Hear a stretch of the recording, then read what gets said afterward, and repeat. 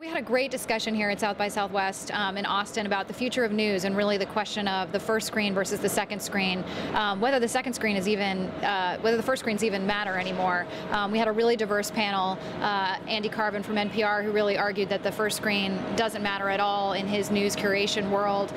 We had a representative from ABC News talking about the role of broadcast and how broadcast can still stay relevant in the changing news environment. Obviously, Ed O'Keefe, who is part of Now This News, which is a really interesting startup going after the mobile and social audiences with short form sort of viral content. And then of course Hillary Fry from Yahoo News, who's kind of trying to bring that together for a multi-platform news consumer. Really interesting control room experience that Yahoo News created this past year. So just a really good conversation about whether first screen and second screen, how it's all going to work and how we kind of take advantage of that, the changes that are happening in our world these days.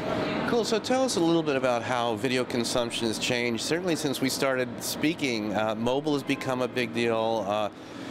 Tell us and about the second screen or the first screen, but give us some ideas about, from your point of view, some of the most dynamic changes that are happening in video news delivery.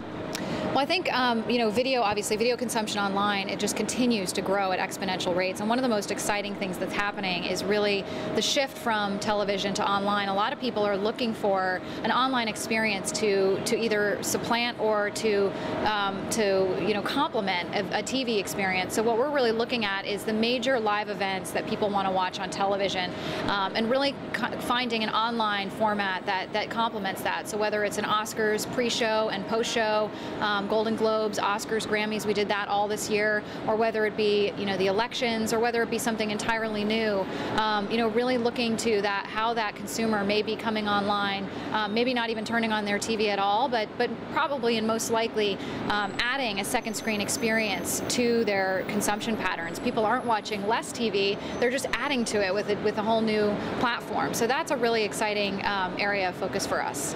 So tell us what's new with Studios. Give us an update. Yeah, Yahoo Studios continues to grow. We just launched a live daily finance show out of our New York studio. It's our first daily live program on the Yahoo network, and our first live daily program in finance, although we have done some live broadcasts around major events. And the show is really 15 minutes long.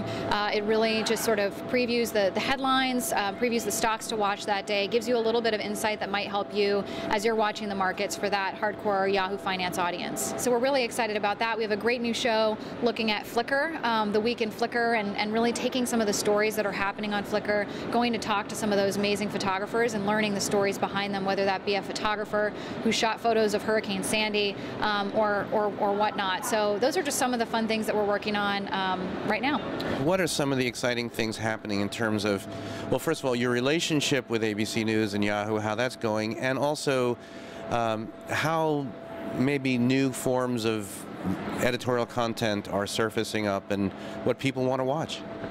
Yeah, I think our partnership with ABC News has been a huge success. Bringing together the powerhouses of Yahoo News and ABC News together has been a tremendous success. And really, what we're looking forward to is trying to really kind of adapt with the changing times and really continue to evolve that partnership to be really successful. But we found that to be particularly useful in breaking news events, in live coverage around the elections. We had just a tremendous amount of audience interest and streams, especially from a younger audience. So that's a partnership that will continue to evolve and be a key part of our strategy. I think people really want to watch live when there's an event that's tied to it. I think we sort of call it live with a purpose. I think looking at events where live makes sense is where we're focused. I think creating opportunities where people can really interact and also be connecting with each other, as well as choosing what they want to watch, whether it's a live feed of something or a live broadcast.